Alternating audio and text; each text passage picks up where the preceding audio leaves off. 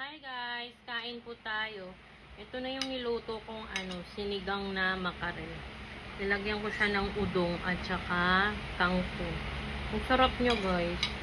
At saka hindi siya malamisa. Ano? Sarap. Ang sarap guys. I-try nyo na ito magluto ng ganito. Sinigang na udong. Na may pansit. Masarap siya.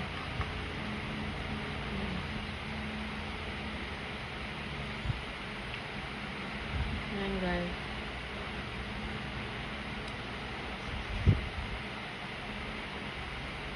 Sarap siya. Tsaka yung isda. Hindi siya malansa. May katulad sa ibang sardinas na malansa. Ito hindi. Sarap niya guys. Gusto mo magluto nito,